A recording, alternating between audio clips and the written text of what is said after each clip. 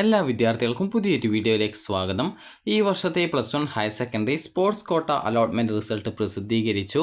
വിദ്യാർത്ഥികൾക്ക് hscap.kerala.gov.in എന്ന ഈ ഒരു വെബ്സൈറ്റ് ഓപ്പൺ ചെയ്തുകൊണ്ട് വിദ്യാർത്ഥികൾക്ക് ഈ ഒരു റിസൾട്ട് ചെക്ക് ചെയ്യാവുന്നതാണ്. വിദ്യാർത്ഥികൾക്ക് സ്പോർട്സ് റാങ്ക് ലിസ്റ്റ് അറിയുന്നതിനായിട്ട് ഇവിടെ സ്പോർട്സ് റാങ്ക് ലിസ്റ്റ് എന്നുള്ളൊരു ഓപ്ഷനും നൽകിയിട്ടുണ്ട്. അപ്പോൾ അതിൽ ക്ലിക്ക് ചെയ്തുകൊണ്ട് വിദ്യാർത്ഥികൾക്ക് നിങ്ങളുടെ സ്പോർട്സിൻ്റെ റാങ്ക് ഡീറ്റെയിൽസ് അറിയാൻ സാധിക്കുന്നതാണ്. അപ്പോൾ ഇവിടെ നിങ്ങൾ ഏത് ജില്ലയാണോ അപ്ലൈ ചെയ്തിട്ടുള്ളത് ആ ഒരു ജില്ല സെലക്ട് ചെയ്യുകയും സെലക്ട് ചെയ്ത് കഴിഞ്ഞാൽ പിന്നീട് ആ ഒരു റാങ്ക് ലിസ്റ്റ് ഓട്ടോമാറ്റിക്കലി താഴെ വരികയും ചെയ്യുന്നതാണ്. അപ്പോൾ നിലവിൽ ഇപ്പോൾ അതായത് ഇവിടെ ജസ്റ്റ് ഒന്ന് ക്ലിക്ക് ചെയ്യുന്ന സമയത്ത് ആ ഒരു പേജ് റാങ്ക് ലിസ്റ്റ് ഓപ്ഷൻ കൊടുത്തിട്ടുണ്ട്. പക്ഷേങ്കിൽ റാങ്ക് ലിസ്റ്റ് ഡീറ്റെയിൽസ് വന്നിട്ടില്ല. അപ്പോൾ ജസ്റ്റ് ആ ഒരു ജില്ല സെലക്ട് ചെയ്ത് കൊടുത്തിട്ടുണ്ട്. പക്ഷെങ്കിൽ ആ ഒരു ഡിസ്ട്രിക്റ്റ് ആ ഒരു ജില്ല വന്നിട്ടില്ല. അപ്പോൾ ജസ്റ്റ് ഇവിടെ നിങ്ങൾക്ക് റാങ്ക് ലിസ്റ്റ് എന്ന് കാണുന്ന ആ ഒരു ലിങ്കിൽ ക്ലിക്ക് ചെയ്യുക.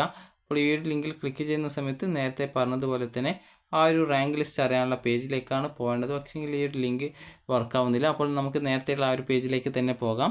അപ്പോൾ വിദ്യാർത്ഥികൾ ഈ ഒരു പേജിൽ പോയ ശേഷം കാൻഡിഡേറ്റ് ലോഗിൻ സ്പോർട്സ് എന്നുള്ള ലിങ്കിൽ ക്ലിക്ക് ചെയ്യുക. അപ്പോൾ ലിങ്കിൽ ക്ലിക്ക് ചെയ്ത് നിങ്ങളുടെ ആപ്ലിക്കേഷൻ നമ്പർ, അതായത് സ്പോർട്സിൻ്റെ ആപ്ലിക്കേഷൻ നമ്പർ, അതുപോലെ പാസ്വേഡ്, അതുപോലെ നിങ്ങൾ ഏത് ജില്ലയിലേക്കാണോ സ്പോർട്സ് കോട്ടയിൽ അപ്ലൈ ചെയ്തിട്ടുണ്ടായിരുന്നത് ആ ഒരു ജില്ല എന്നിവ നൽകി ലോഗിൻ ചെയ്യുക.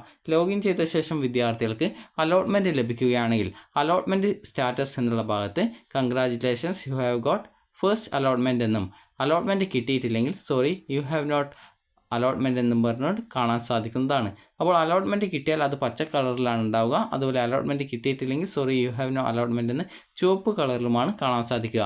അതിനുശേഷം വിദ്യാർത്ഥികൾ ചെയ്യേണ്ട പ്രധാനപ്പെട്ട കാര്യം എന്ന് പറയുന്നത് അലോട്ട്മെൻറ്റ് ലഭിച്ച സ്കൂളിൽ അഡ്മിഷൻ നേടുക എന്നുള്ളതാണ്.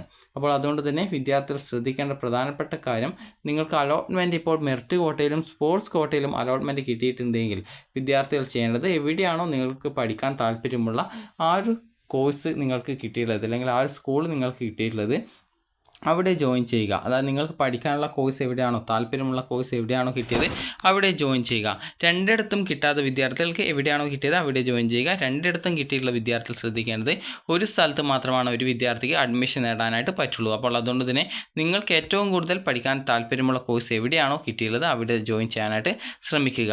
അപ്പോൾ വിദ്യാർത്ഥികൾക്ക് ലോഗിൻ ചെയ്ത് കഴിഞ്ഞാൽ സ്പോർട്സ് റിസൾട്ട് എന്നുള്ള ഒരു ലിങ്ക് കാണാൻ സാധിക്കും. അതിൽ ക്ലിക്ക് ചെയ്ത് കഴിഞ്ഞാൽ വിദ്യാർത്ഥികൾക്ക് നിങ്ങളുടെ റിസൾട്ട് ചെക്ക് ചെയ്യാൻ സാധിക്കുന്നതാണ്. അലോട്ട്മെൻറ്റ് ലഭിക്കുന്ന വിദ്യാർത്ഥികൾ ആ ഒരു പേജിൽ നിന്നും അലോട്ട്മെൻറ്റ് ലെറ്റർ എടുക്കുന്ന ലിങ്കിലൂടെ 2 പേജുള്ള അലോട്ട്മെൻറ്റ് ലെറ്റർ പരിശോധിച്ച് പ്രവേശനത്തിനായിട്ട് ഈ ഒരു ജൂൺ 25 ഈ 2024 ജൂൺ 5 രാവിലെ 10 മണിക്ക് ആരംഭിച്ച് ഈ ഒരു ജൂൺ 7 വൈകിട്ട് 5 മണിക്കുള്ളിൽ അലോട്ട്മെൻറ്റ് ലഭിച്ച സ്കൂളിൽ അഡ്മിഷൻ ആരംഭിക്കേണ്ടതാണ്. അതുപോലെ തന്നെ ആദ്യ അലോട്ട്മെൻറ്റിൽ ഒന്നാമത്തെ ഓപ്ഷനാണ് വിദ്യാർത്ഥികൾക്ക് അലോട്ട്മെൻറ്റ് ലഭിക്കുന്നതെങ്കിൽ ഫീസ് അടച്ച് സ്ഥിര പ്രവേശനം നേടണം. അതുപോലെ തന്നെ പ്രവേശന സമയത്ത് അടയ്ക്കേണ്ട ഫീസ് സർട്ടിഫിക്കറ്റ് വെരിഫിക്കേഷന് ശേഷം സ്കൂളിൽ അടക്കാവുന്നതാണ്. അലോട്ട്മെൻറ്റ് ലെറ്ററിൽ രേഖപ്പെടുത്തിയിട്ടുള്ള ഫീസ് മാത്രമേ വിദ്യാർത്ഥികൾ അടയ്ക്കേണ്ടതുള്ളൂ. മറ്റ് ഓപ്ഷനുകളിൽ അലോട്ട്മെൻറ്റ് ലഭിക്കുന്നവർ ഇഷ്ടാനുസരണം താൽക്കാലിക പ്രവേശനമോ സ്ഥിര പ്രവേശനമോ നേടാം. താൽക്കാലിക പ്രവേശനത്തിന് ഫീസ് അടയ്ക്കേണ്ടതില്ല.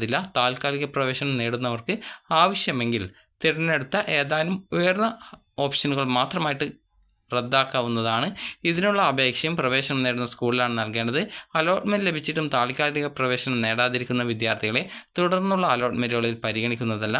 ആദ്യ അലോട്ട്മെൻറ്റ് ലഭിക്കുന്ന വിദ്യാർത്ഥികളെല്ലാം നിർദ്ദിഷ്ട സമയത്ത് തന്നെ സ്കൂളിൽ പ്രവേശനത്തിന് ഹാജരാവേണ്ടതാണ്.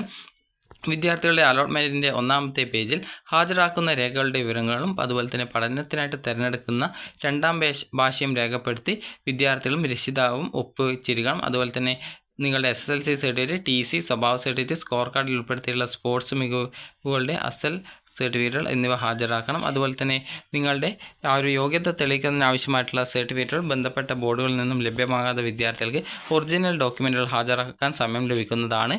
അതുപോലെ തന്നെ പ്രവേശനത്തിനായിട്ട് വിദ്യാർത്ഥികൾ സ്വയം സാക്ഷ്യപ്പെടുത്തി സമർപ്പിക്കുന്ന നിങ്ങളുടെ SSLCയുടെ റിസൾട്ട് തെളിയിക്കുന്ന പകർപ്പുകൾ സ്വീകരിക്കുന്നതാണ്. ആവശ്യമെങ്കിൽ സ്കൂൾ അധികൃതർ ഈ ഒരു ഔദ്യോഗിക വെബ്സൈറ്റിലൂടെ നിങ്ങളുടെ റിസൾട്ട് ചെക്ക് ചെയ്യുകയും അത് ഉറപ്പാക്കുകയും ചെയ്യുന്നതായിരിക്കും. അതുപോലെ പ്രവേശന സമയത്ത് വിദ്യാർത്ഥികൾ TCയും സ്വഭാവ സർട്ടിഫിക്കറ്റും ഒറിജിനൽ തന്നെയാണ് ഹാജരാക്കേണ്ടത്.